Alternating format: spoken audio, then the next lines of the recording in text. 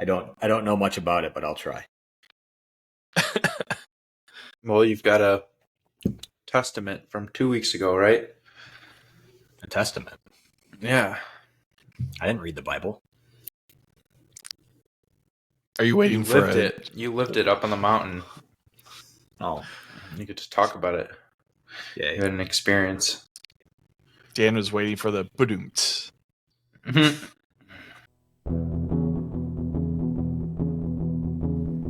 podcast about bourbon and the ones who drink it. This is Bourbon Matters.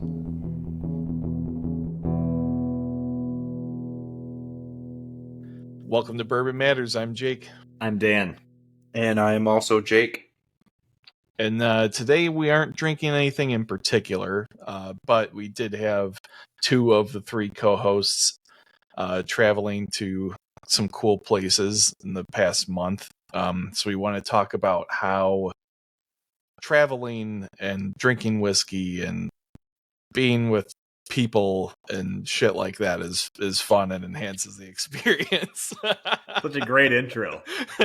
Thank you. You can tell this is going to be a great episode. Thank you, Jake. All the fluffy shit. Yeah. Yeah. But no, we did the past couple of weeks. Dan and myself have been traveling a little bit, so we got ahead of ourselves. Not together. No. I would never go anywhere with that, dude. We would never do that. Just so that's clear, Definitely that would never happen. Okay. But yeah, obviously our travels kind of revolved a little bit around whiskey. Dan brought out some mini bottles with him to drink in some pretty epic places, and I visited some distilleries overseas. Went to Torraveg and Isle of Skye in Scotland, then also got to check out Jameson, Teeling, and some other places in Ireland. And I don't know, Dan, where did you go? I was in the western fjords of Norway. All right. Which the most shocking thing I think I found out about Norway is it's not a big drinking culture, and I just thought Vikings and mead was going to be everywhere, but it's definitely not. No, do they drink? You see a lot of aquavit out there? No, so not. I wanted to drink some, but it wasn't even served at restaurants. The only thing that you really had for the only thing that was really on the alcohol menu list was lots of ciders, lots and lots of ciders. Interesting. Some wine. The first night we ate in a restaurant in Bergen, and they had Glenfarclas 15, which is like the only really decent whiskey they had there. But otherwise, it was mainly the cider, wine, and not much for spirits. Surprising in a place where it's dark out, like quarters, like half the year. More, when I was there, it was barely dark. It was sun that would set around 1 a.m. and rise around 5:30. So the all daylight time, right? Yeah. It's aquavit is kind of their big thing around the holiday season. But they don't have it there. There's no public drinking in Norway. So technically every time I had a sip of whiskey somewhere, I was breaking Norwegian law. And you're a rebel. You can only buy alcohol at certain stores that are designated to sell alcohol. So you can't get it at a grocery or a corner store. You have to go to certain stores. And the areas we were at, their hours were 6 hours during the daytime. And we're out on trails all day. So never got to really go experience too much. So for the people that aren't worldly, what is aquavit? It is a distilled spirit, mainly from potatoes. Oh, okay. Kind of more of like a vodka style thing. Well, so I thought America just passed official definition for it, and the number one flavor profile had to be coriander. Did it? Yeah. And they put some spicy things in there, and that's why it's mainly drank around the holiday. But the main spirit itself was out of potato. It's kind of almost like a better tasting Malort, because it's just with spices, but it doesn't taste great, but it doesn't taste as bad as Malort does. And yeah, it's kind of a tradition in some of those. I know Sweden, it's pretty big. I thought in Norway it was big, but I guess it's not. It's big in Norway, but just around the holidays. The only place I saw it was at the duty free leaving the Bergen airport, and they had plastic bottle for $12 or something. And I'm like, that's not going to be good. Yeah, no, I don't know. It's not gonna be I'm good. sure it's if it's actually from locally out there. I bet you it's not bad. But Yeah, I did look. but yeah. There are a few distilleries there, so they definitely make it there, and they just mead would be distilled, I believe, too. Kind of, maybe not. I don't know. No. No, mead's fermented. Yeah, fermented. It's like beer. like a beer, but honey beer, yeah, or like a wine. It's like a wine. Yeah. But yeah, that's interesting. I would have thought that Scotch whiskey would be a lot more prevalent out there. But I guess no whiskey at all, huh? No, I mean, I didn't go into. We stayed we were in Bergen for the first night and the last night. Otherwise, we were in a small town out in the middle of nowhere. And like we stayed on the main harbor in Bergen, and it's where the big fish market is. And there was two guys from Ireland that were on our trip, and there was a Irish style pub and a Nashville style bar, like right by our hotel. And both of us are like, no, not going in those. Not going in those. So, but yeah, that was the main. That was the most shocking thing to me was how little. And even at dinners, you didn't see a lot of people with a lot of alcohol. And if it was a glass of wine or a cider. So, it was kind of shocking, kind of disappointing. But it is what it is. It's interesting. Now, Yeah, in contrast to that, I think Jake saw the total I was going to say where I went was the total opposite. And we were actually in a very remote part of Scotland. Isle of Skye is pretty large, and they only have 2 distilleries. Torraveg, which is where I was out there visiting, had just opened up in 2017. So that's the second distillery to open up on the Isle of Skye since Talisker did in 1830. So it's kind of a big deal for not only the island, but also Scotland and Scotch whiskey as a whole. But yeah, we had the complete opposite. Everywhere you go, like these tiny little hole in the wall bars that look like they're people's houses have 200 bottles of Scotch. And then they might have like Maker's Mark or Jack Daniels for American whiskey, but that's about it. So a completely different culture out there, and one of the most amazing places I've ever traveled to, just for, how beautiful the scenery and mountains and everything are. And, it was very cool to just live in a Scotch dominated world for a little bit. 'Cause we're so used to bourbon here. So that was kind of cool to be somewhere a little different. Yeah. And I mean, I would highly encourage people to look up pictures of Torraveg if you haven't, because I mean the campus is absolutely gorgeous. Not to take anything away from where Dan went, but it's definitely the because I think you might have me beat on that picture where you're hanging up over the stone over the river with the 2 mountains on the side. But as far as distilleries go, Torraveg is by far the most beautiful distillery I've ever been to, hands down. Nothing even comes close. So yeah, nice. And you can't compare sceneries. Like I've done a decent amount of adventure travel now, and whenever I get back from a trip, everyone always asks me what was the best place, what was the most beautiful place. Everything I can't compare them side by side because they're all completely different. And there's also much that goes into these trips that make each experience different. Now, I will say the most epic things I did and some of the most epic things I saw were in Norway. But I mean, even looking at your pictures of Scotland, Scotland's on. There's some hiking trips in Scotland that are on my list that I've looked at that look just as crazy awesome as what I just did. So. Yeah, it's kind of one of those things too, where you're just in the moment and it's how you feel at the time that you're there, which I guess is a good segue into what you're feeling in the moment and everything around you, your environment can affect what you're tasting in a whiskey as well. Yeah, and Jake R always tells me that I don't vacation right because I spend a week vacation where I am pushing myself to about the limits of what my fat ass can do on a mountain, and not laying on a beach. But my whole thing started, and we talked about this once, so I won't spend too much time. But when I was in Patagonia, I finished I was only halfway through the most brutal hike I've ever done in my life. Pushed myself farther than I ever had. And we got to the top of this mountain, and it was 7.5 miles in, and we just went uphill 3,200 feet. And I was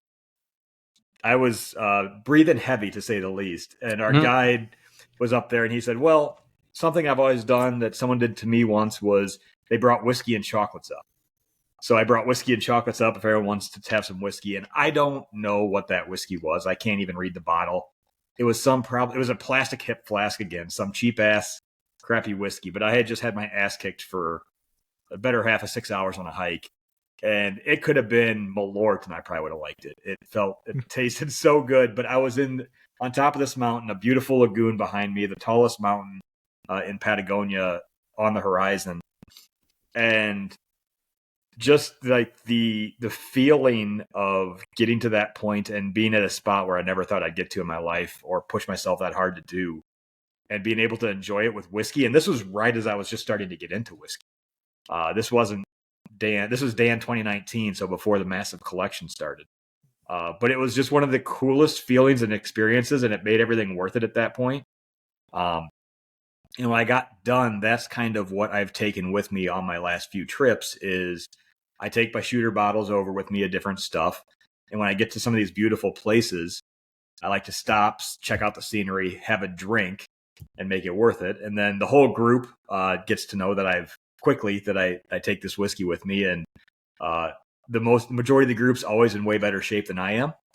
And when I'm getting to the end of the climb, every time when I've gotten to the end of one of the most difficult climbs I've had, someone goes, Dan, you're almost to whiskey.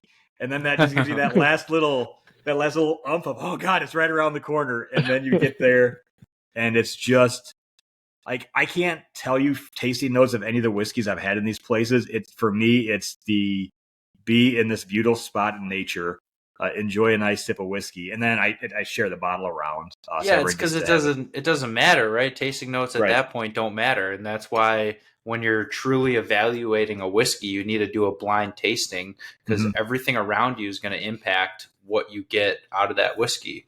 You know, I was telling Jake a couple weeks ago when we were kind of talking about maybe doing this episode that I take Wild Turkey 101 with me everywhere I go to travel because I know it's consistent and it's good and the minis are pretty inexpensive, and it doesn't you don't need the most epic bourbon to make it a good trip and have a good time. Like if you're in a good place and you're mentally in a good state, whatever you're drinking is going to taste great. Yeah. Now, and the other thing too is like we'll talk about your little tasting place where like you were out there with a full Glencairn and everything. I'm usually just with a plastic shooter bottle, and it's just a quick. It's for me. It's a quick up and back, and then I mean, there's usually 10 to 3,000 feet. Then there's usually 10 or 12 people, and so I don't want to be a jackass and drink the whole thing to myself. So I'll share it around, and it's fun because on these trips I go, I meet 10 strangers from around the world.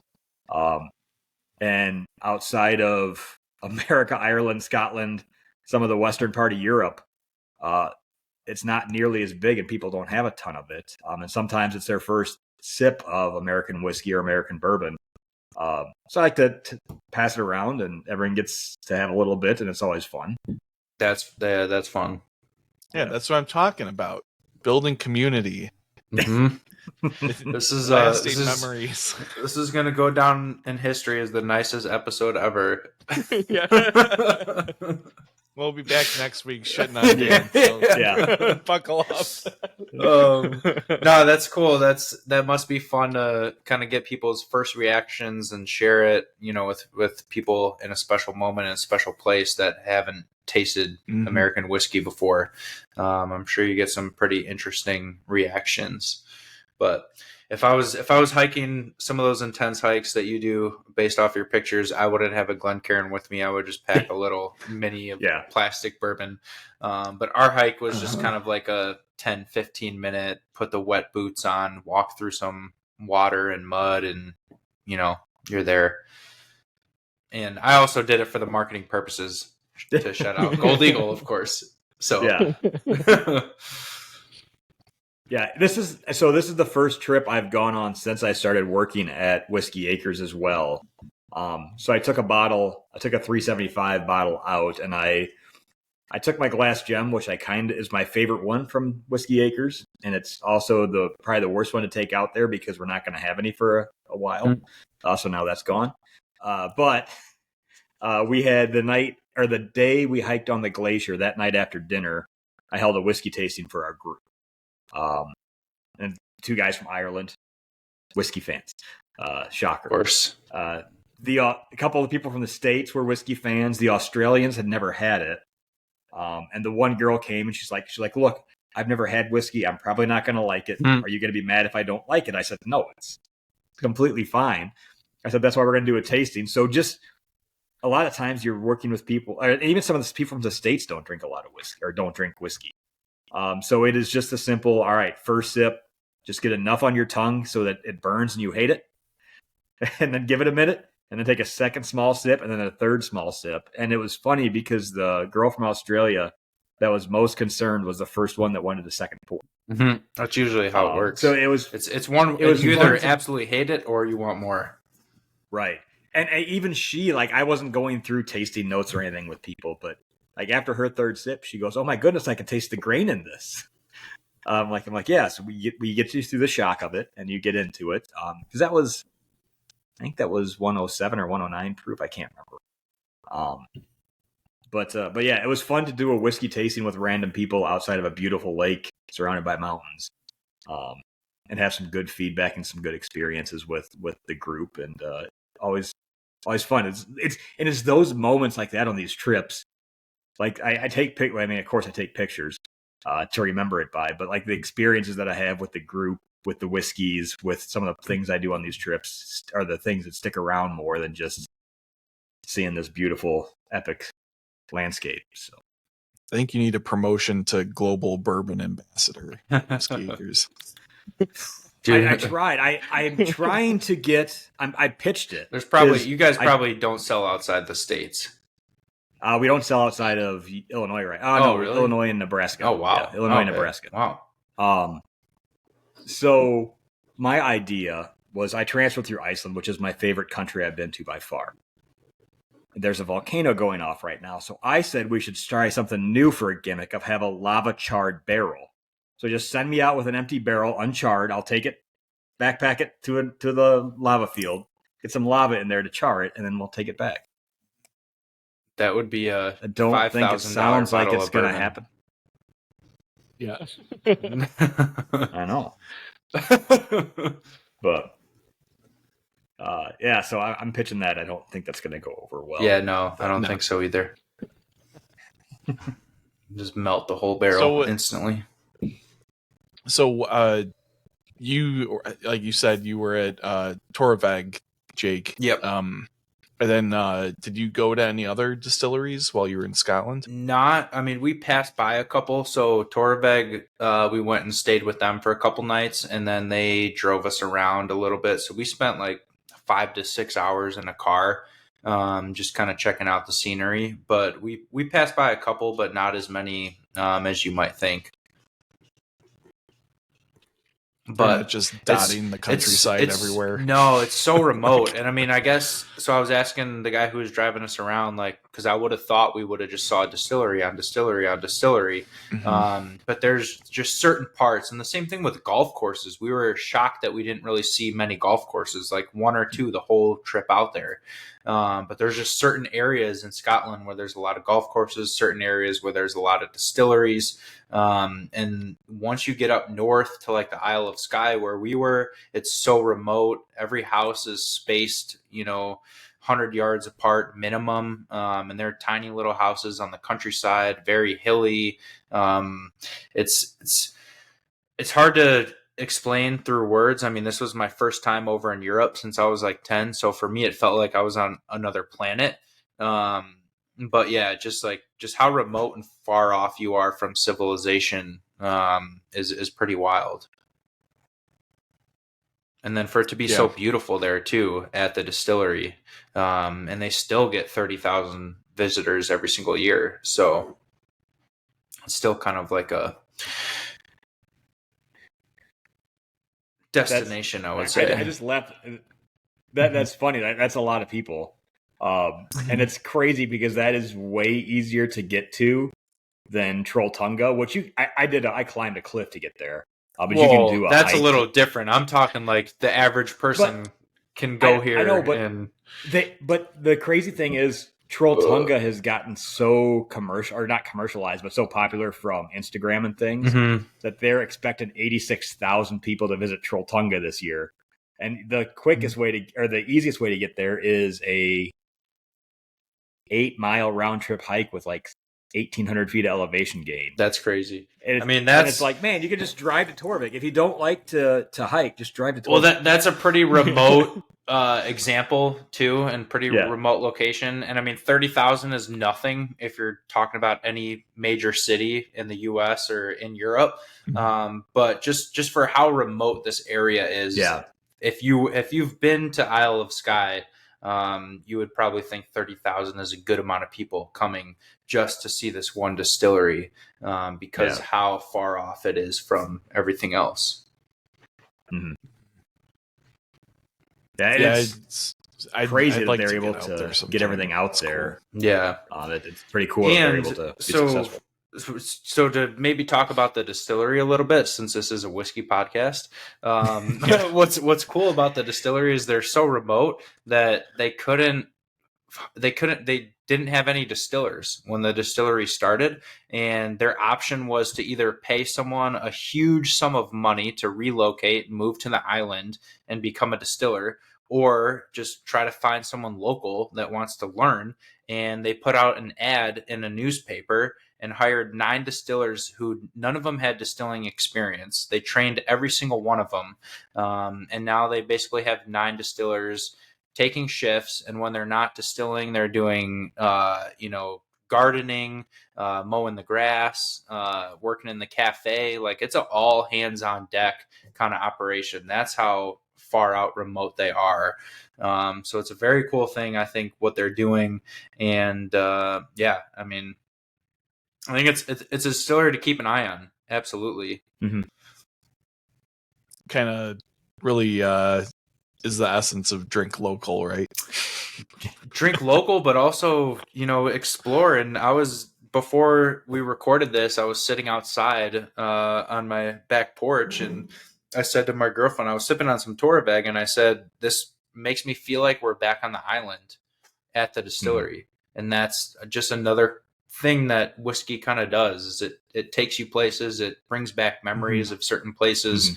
And I think that's just another point to add in about how your environment and what you're tasting, all your senses are feeling at the moment, kind of plays into a role on why whiskey is so cool, and why we're here talking about it.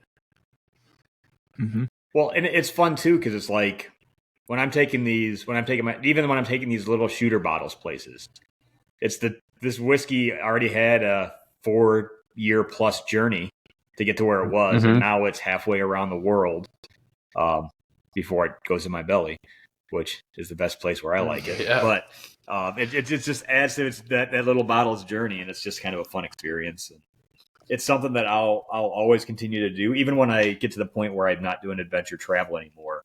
I'm still gonna take it. It's fun, and I know Jake R. The last time you traveled, you took some whiskey with you. Yeah, when my wife and I went to Tahiti, I brought a bottle of Knob Creek that I think was a Gold Eagle pick. It might have even been our Gold Eagle pick. Oh, nice. I don't remember, but yeah, I mean, that was nice. That's more my speed, is sitting on a beach sipping whiskey rather than climbing a mountain. But time and a place for every vacation. But yeah. Yeah, and then finally have my new deck done. So this weekend I sat out on my deck drinking whiskey, and it tasted pretty damn good out there too. So it always tastes better too after you accomplish something. Yeah. And it's my 2 biggest passions anymore have been whiskey and this adventure travel. So it's fun when I get these moments of just combining two different passions together. And again, it doesn't matter what the whiskey is. I usually try and find some decent shooter bottles to take out there, more or less because I know I'm going to share it, and it looks cooler when you have a nice miniature Willet pot still bottle versus a plastic Elijah Craig bottle, but to each its own. I still take plastic Elijah Craig bottles out there. I mean, that's a pretty cool mini to take. Yeah, Elijah Craig. Yeah, so it's fun, but it's just nice to be in these remote places and enjoy a whiskey sip. And like I said, I enjoy sharing it with people. And it was funny because I was mainly just planning on keeping it to myself because I've done a couple of these last trips post-COVID, so you never know how things are going to go, but everyone's just, pass the bottle around. Sure, here we go. We beat COVID anyways because we're America, so that's all that matters. Yeah, I think it's an important point that, like, we've talked about this before, but sharing with people, creating experiences and memories, is like a big part of drinking whiskey. And like the like hoarding culture around some allocated whiskeys and things like that, I think is very like detrimental to that aspect of drinking socially. And like I think it's something that's supposed to be done with friends, with family, or strangers like Dan likes to do. But you're even doing a little bit of God's work there, spreading bourbon across the world. So you're kind of like a bourbon missionary. Yeah, trying to be. That's a great title for me, by the way. Bourbon missionary. But no, that's actually a good point. I completely agree. I think when you go to somebody's house and they open up something really special and share it with you, that's something that you're going to remember for a long while. And if you're at somebody's house and you see they have a collection of bourbon and they don't want to open anything for you, it kind of runs through your head like, oh well, what are you saving it for? I'm not good enough to drink this with you. But fortunately, I don't know about you guys, but I know most of my friends, everyone is all about just sharing, and that's what whiskey's about. Enjoying it with each other, making memories, and the better the whiskey you have while you do that kind of just plays into a factor and enhances the experience.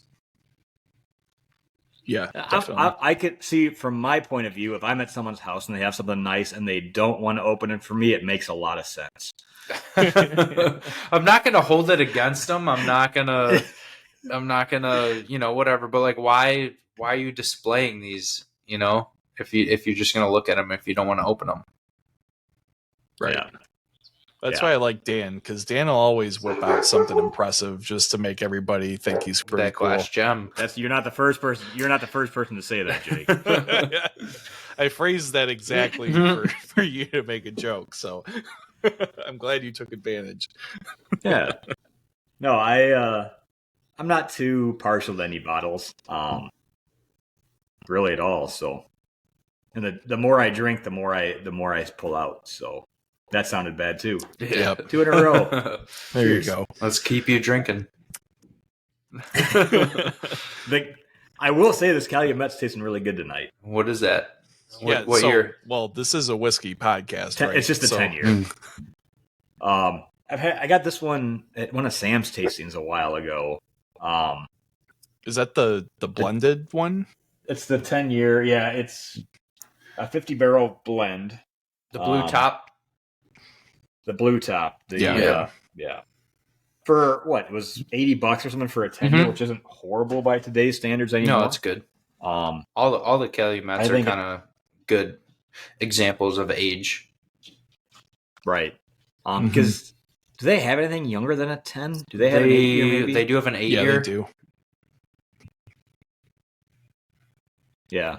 But no, I like it's $80 isn't a cheap whiskey by any means, but for most stuff that's coming out that's 10 years or older, it's good. A lot of it's way more than, especially newer brands are way more than $80. Just a nice. Yeah. It's. I don't understand this because it says Kentucky Straight Bourbon on it, but I thought it was some of this is sourced. Well, it can still be Kentucky Straight Bourbon if it's as long as it's blended in Kentucky. Yeah, it has to be from one distillery. Gotcha. So Okay. if you buy the barrels from one distillery, blend it, and don't blend in other Kentucky distilleries, you can call it Kentucky straight bourbon. Gotcha. Okay. But I'm pretty sure it's Barton, right? Yeah, Yeah. I'm pretty Oh, sure. Mhm. okay. They're owned by Western Spirits, which is them and Sam Houston, and are the two big names that are And there. it's usually very nutty, kind of like the Barton profile, Yeah. unless it's some kind of. No, it's got to be because Bardstown Bourbon Company, or I mean, it says Bardstown on the bottle, right? Yeah. I should have read the bottle before I had some. I just know it's good. They actually don't say on the bottle. No, well, I know on some of the older No. bottlings they said distilled in Bardstown, so Oh, that's why everyone assumes No, this doesn't- Barton. Yeah. well, I totally lied to my friend this weekend because I told them that they were distilling themselves. Sorry, Jimmy. I mean, don't They- quote me 100%, but yeah, I don't think so. I don't think they're distilling. I'm pretty sure it's Yeah. sourced. Yeah. But yeah, it's got a little bit of that nuttiness to it, but it's Which I in mean, 10 it could years be you get a Heaven lot Hill of the barrel. too, but the rumors are Barton. Mhm. it's good. I think it's, if you like aged whiskey, you were looking for something different for $80 for 100 proof. It's pretty darn good. It says small batch and it says 50 barrels on there, so that I consider that a small batch. There's a lot of things that say small batch on the label, that some of them come in a tube, and I guarantee you they're probably 1,000-barrel small batches. But no, it's an enjoyable 10-year-old whiskey. What are you drinking, Jake? I am drinking some Torveg. I'm staying on theme. The distillery that I visited, it's the Alt Glen, which is their second edition.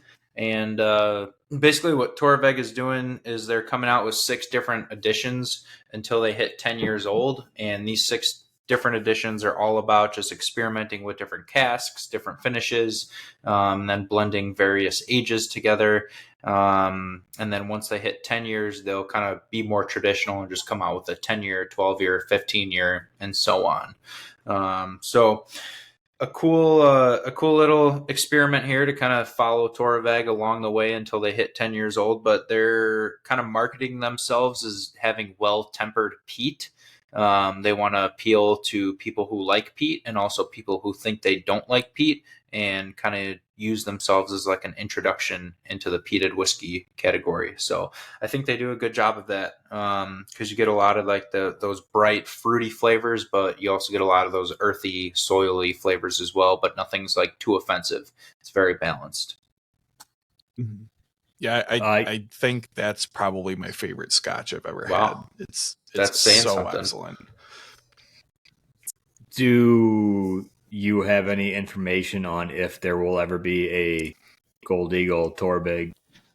Nothing yet. We're not ready to commit to a whole barrel. Partially because we just took in a bunch of this Torveg, partly because they're so young, they're only 5-6 years old, that they just don't really have a whole lot yet, and they're kind of dialing in their different aging and finishing techniques. And also to kind of piggy off of that, like, I know they're going to get into some really, really cool stuff. We saw a bunch of Foursquare rum barrels that they were holding on to, that they were about to put some Torveg into. We saw a lot of 2-year-old sherry barrels that they had custom just for themselves, where they do like different toasts on the heads compared to, the entire barrel itself. So they're doing a lot of different experimentation, and then I think as the next couple of years go by, they're only going to get better and better and have better options for us to pick from.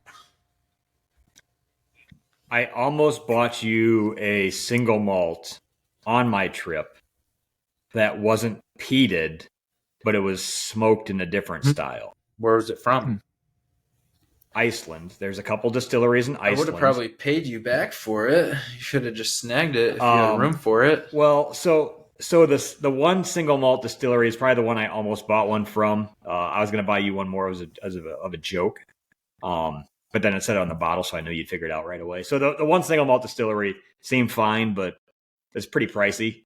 The other one, since they don't have peat in Iceland, the way they heat up the the barley to stop the fermentation Cow process. patties. Sheep patties Ooh. is how they smoke it. So if it didn't say it on the bottle, I was gonna grab it and just give it to you, and then tell you that you drank something that was smoked with sheep shit. I mean, I would have still drank it and tried it. I drink Pachuga, mezcal, and tequila. But no, I thought it was interesting. Rob at Whiskey Acres had heard of it. I didn't get one. I did actually I feel try. like I've heard of that. I feel before- like that's a thing. I don't know. I know in Nepal they use yak dung to heat houses, like burn it. But I guess I forgot. I did have one other single malt when I got back to work, because when I was in Norway, one of the owners of Whiskey Acres was in Australia, and he found an Australian single malt and brought it back. And it wasn't Starward. Starward. No, Oh, it was some. interesting. It was, I forget the name of it, but it was a 375 milliliter bottle. Yeah, And it Australian. was about $130. Australian single malt's a big thing. Is it? It's not Cardrona, is it, or Cardona? Yeah, it was. Oh yeah. We have some of that. I thought it was decent. So some of those are ridiculous. Like I forgot the one that we have, but it's like a 3-year, 135 proof. And yeah, it's the same thing. It's like $125 This was- for a 375 milliliter. Yeah, this was a very high proof. I remember that. And so I did. just to kind of touch on the Australian whiskey thing, Australian whiskey is huge. Starward's the only one until Cardrona that imports into the U.S. And it's also a very hot climate. So when we're talking like 3 or 4 year in Australia, it's kind of like Texas, where that's about as old as they get. I remember talking to the guy who started Starward, and all he was talking about is after 4 years, forget it. Like the whiskey's ruined. So just kind of another example why age doesn't necessarily always mean better as well. Right. Do they use new barrels or they use No, mostly ex they use bourbon? ex-wine barrels. Oh, okay. Yeah, it was I think it was a PX. Yeah, because Actually, Australian's that was big Asian. for red wine. So Australia and New Oh, Zealand, they do some Sauvignon Blanc barrels too. Makes sense. Jake, what are you drinking? Like anyone really cares, but what are you drinking? I am drinking Mossburn, Ooh. which is a like a sister So the brand parent, of the parent Torabeg. company of Torabeg. Yeah, Oh, the company that owns Mossburn, which Mossburn's like their biggest and oldest whiskey brand, is the one who bought Torabeg and started the whole distillery. Oh, okay. So yeah, this is a blend. It's Speyside blended. So it's not a single malt. But Speyside, for people that don't know, is not peated at all. But this blend is what they call cask bill number 2, which is reused American whiskey barrels, Oloroso sherry butts, and heavy char heads. And if I'm remembering correctly, they kind of reconstruct casks, like from pieces of other casks in order to age their whiskey, which is pretty cool. And I really enjoy this scotch. It's super flavorful and extremely well balanced. The sherry doesn't really like scream the way it can in others. So yeah, I really enjoy this one, and it's pretty affordable. So it's a decent option if you're afraid of getting into peat or you just don't like that smoke. Speyside scotches are really great, and Highlands are really great as well. Yeah, the whole Mossburn, Torabeg, Castle Camus is also their other blending brand. For the price, they're all phenomenal. I mean, they're all under $60 a bottle. And Castle Camus having a 12-year and also a non-age stated at $40 a bottle. But yeah, really great stuff. There's actually some Torveg blended into that Mossburn that you're drinking, which is cool. They started blending in a little bit of the Torveg single malt into the different Mossburn and Castle Chemist blends, with exception of the 12-year, because they're not 12 years old yet, obviously. But yeah, I think they're all wonderful expressions. And they also kind of are like the Foregate when it comes to finishing techniques, because you're absolutely right with that barrel. They reconstructed like a sherry butt, a toasted head, and a bourbon barrel or whatever. They do kind of different funky reassembles with different barrels to finish. So, yeah, pretty cool and like innovative concept. I think it shows. It's like I said, extremely flavorful, really well balanced, and affordable. So it's hard to beat in the Scotch world. Yeah, it's a pretty good combo. Oh, I thought of one more thing about. I was going to talk about with whiskey traveling. Jake for a Christmas gift. Jake R, not Jake from Gold Eagle. Jake from Gold Eagle didn't get me a Christmas gift. I didn't really know you back then. Where's my gift for getting your job at Whiskey Acres? Yeah. Jake R had given me a Christmas gift, and it was a high camp flask. So it's a small little flask, and it's double walled aluminum. And it's big enough to put a cocktail. You could put a full cocktail in there with ice. With the double walled aluminum, it keeps it insulated. But then at the top of it, so the whole bottom of the flask unscrews, so you can easily pour stuff into it. Bottom goes on. Top has a small pour spout that comes off, and there's a magnetic cap on the top that you can use as your little one of those. Yeah. Nice and handy. And I've taken that out hiking just locally a few times. And that is a great way to carry around. I don't put cocktails in there. I just throw some whiskey in there. But it's a great thing to take out if you're just doing a small hike somewhere. I usually throw my lunch in my pack, and then I'll throw that in with a little bit of whiskey to take as well. And those they work great. It's not a sponsored thing. It's just something that Jake got me, and I wanted him to know that I appreciate it. We would gladly take be a sponsored thing. We would gladly take High Camp Flask sponsorship. So the reason I actually picked this particular flask is because the bottom completely screws off. So if you are going to make a cocktail, you can actually fit ice into it and like dump it easily, which is actually pretty cool. It was like one of the only flasks that I've seen with that feature. So it's pretty cool. And the integrated cup is really nice. Yeah. If like just for local stuff, like I like to have the shooter bottles when I go on vacation, just to have the labels on there. But when I've been doing some local hikes, I always take that with me, and it's a fun way just to like just down at Starved Rock and things like that. You can take it, have a nice little hike, find a nice little space for lunch. I don't think it's legal to drink in a park, but who cares? Have a sip of whiskey. You're not getting drunk. You're having a little whiskey in a cool spot. So that's always. It's in a flask. No one can tell. Yeah, no one can tell. So. But that was the other thing I thought of that I was going to mention for if you're looking for do something, you don't need to go anywhere crazy like I have to do once a year to keep my sanity somewhat in check. That's a great way to take whiskey with you, just some local places. Yeah. Or maybe a kid's football game now that fall's coming. Yeah. Great idea, Dan.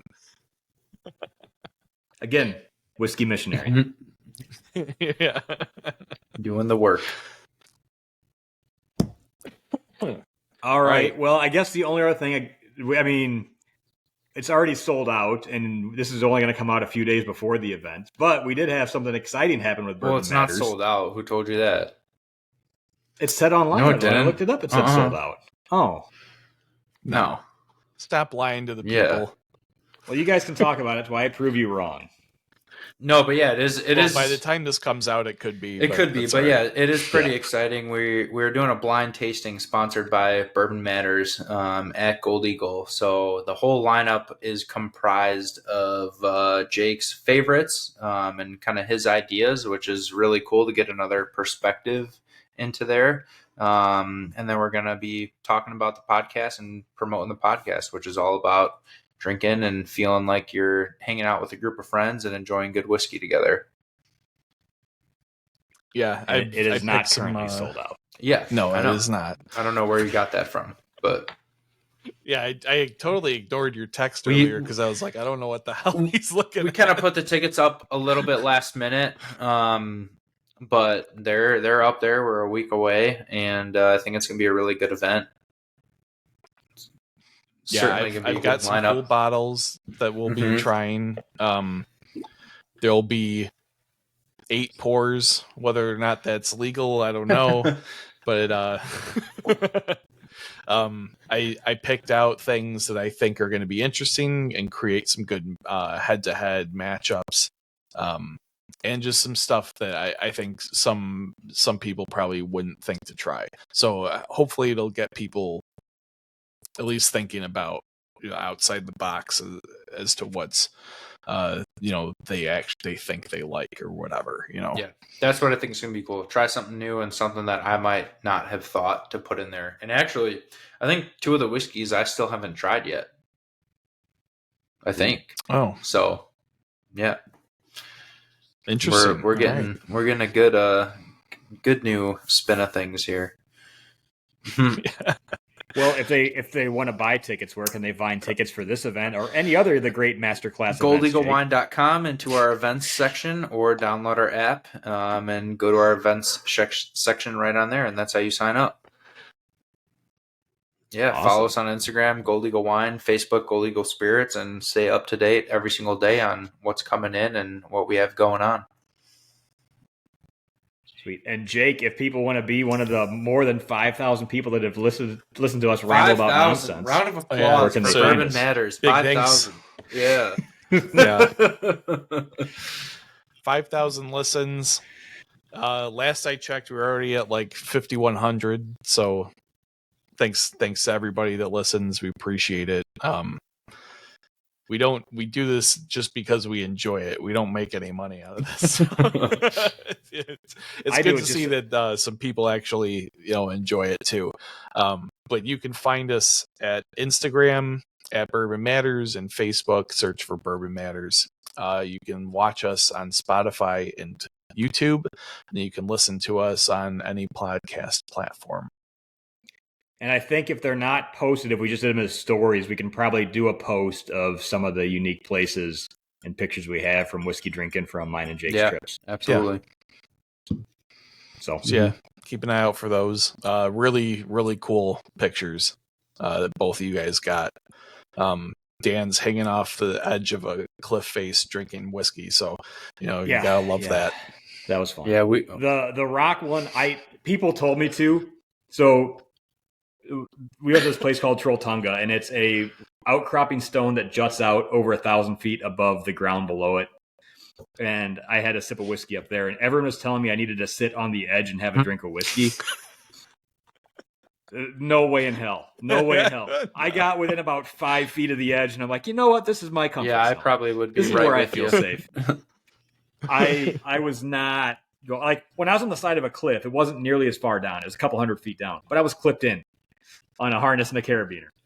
That you were just one slip and you're done. Nope. I'm staying away from the edge. Not going there. Not going there. All right. So. Well, we're glad you made it back, kind of. Yeah. All right. All right, guys. See you next time. See you soon. Cheers. Cheers.